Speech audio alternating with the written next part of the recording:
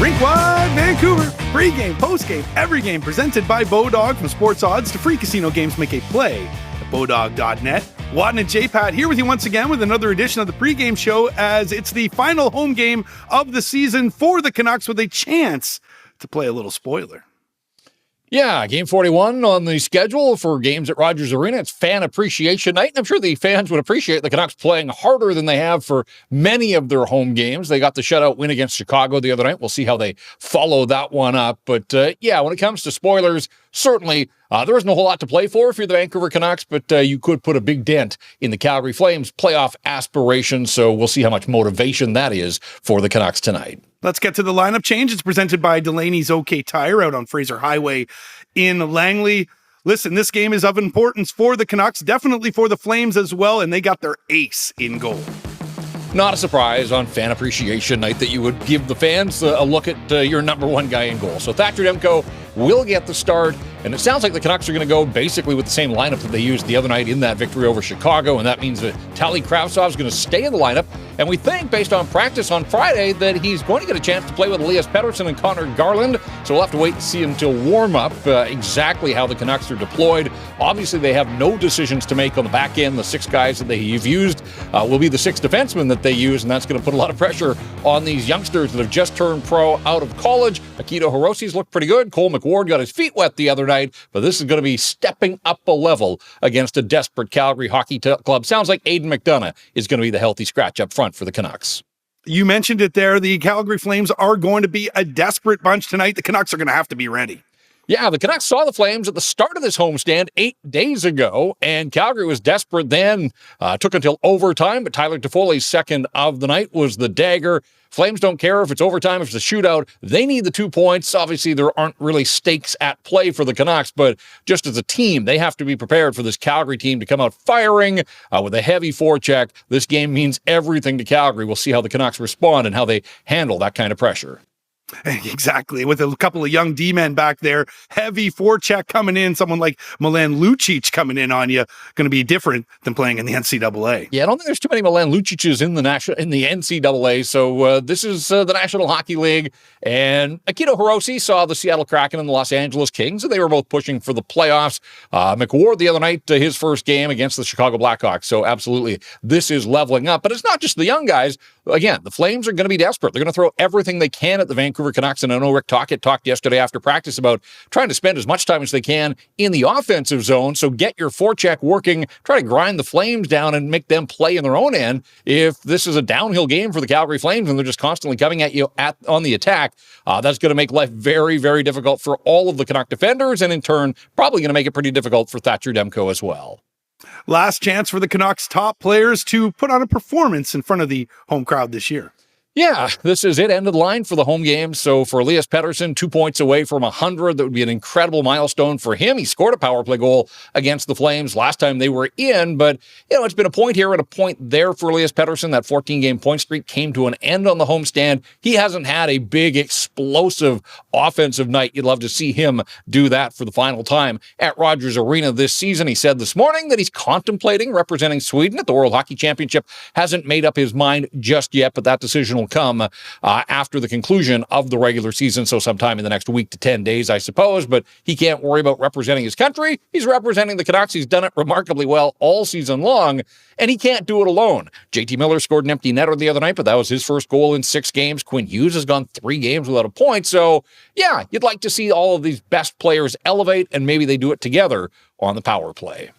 Let's take a look at the Flames now, who are trying to get above the playoff bar, trying to chase down Winnipeg, but Nashville hot on their heels as well. Yeah, this really is a sprint to the finish now, and just to set up the stakes of the day here, Winnipeg at home to Nashville, a 4 o'clock Pacific time start. So Calgary's going to be doing some scoreboard watching before they hit the ice at Rogers Arena. Flames and Jets are tied in points. The Predators are just a single point back. Now, so this is a huge night on the scoreboard. Every team in the NHL, in fact, playing on this Saturday. The Flames will go home after this game and they will host Nashville in their next game. So that's another huge one. Let's see how the dust settles on this night and where the teams are. But there is a scenario at play where any one of these three teams could be in that second wildcard spot at night's end. So lots of moving parts here. Again, it just tells you how desperate this Calgary team is with 3 games remaining. And they don't hold the tiebreaker with the Jets as well. They've got to beat them in the points battle. Right, and so single points aren't ideal for the Calgary Flames, and that's why we said overtime, shootout, it doesn't matter to them. They don't care if the Canucks get a single point out of this game. It's what can the Calgary Flames do to get 2 points and maximize their night here in Vancouver. So just keep that in mind, that they are going to play hard. Last time they were down 2-0 to the Canucks. They weren't deterred. They chipped away, they battled back, and ultimately won it in overtime. So they probably don't have to want to work overtime, but if they have to, they will, because it's all about maximizing the 2 points that they can grab out of this hockey game tonight. And the Flames are going to need former Canuck Jacob Markstrom to be at his best in goal. And man, has he been busy. We talk an awful lot about Thatcher Demko's workload down the stretch here since he came back from injury. And of course, the Canucks aren't playing for the playoffs. The Flames are. Jacob Markstrom has started 17 of the last 18 games. He got the call the other night in their big win in Winnipeg. And it'll be Jacob Markstrom again in this one against his former team. So Thatcher Demko and Jacob Markstrom once tended the same net for the Vancouver Canucks. They'll be on opposite sides here. And yeah, the Flames, he's their guy. He's got the big ticket, a Vezina finalist a year ago, but he just can't afford any sort of slippage in a game like this one. So the Flames are going to need Markstrom at his best, and then they're going to have to put their best out in front of him. And the Flames are going to need another former Canuck to do damage like he did the last time he faced off against the Canucks, in Tyler Toffoli.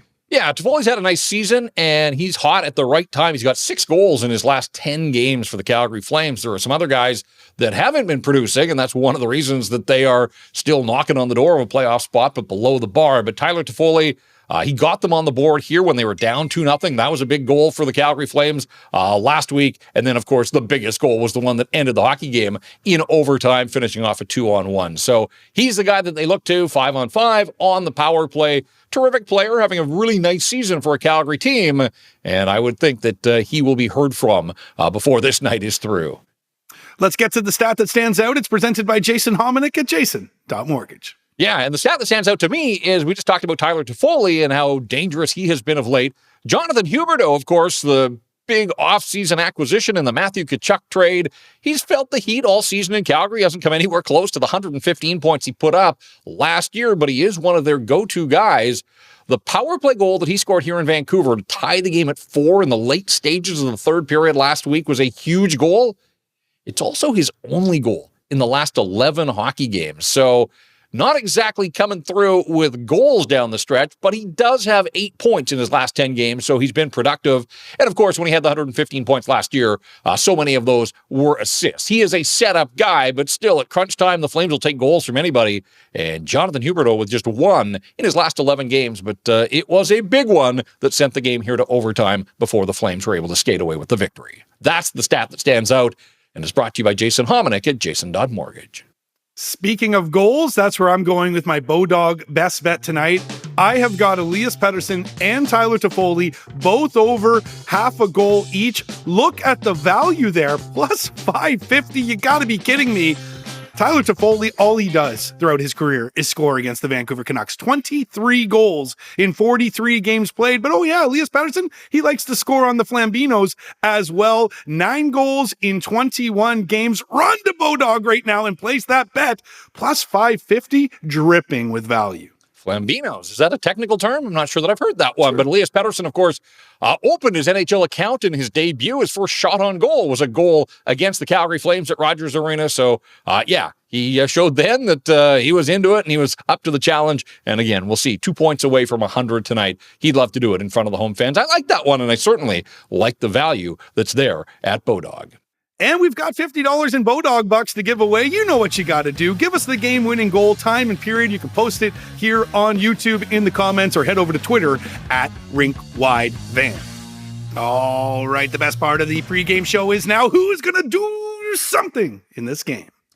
I hope it's every single Canuck across the board. Again, they haven't been good enough at home. We think back to the home opener way back in October, and jerseys were thrown on the ice, and we had an indication then that the season was slipping away.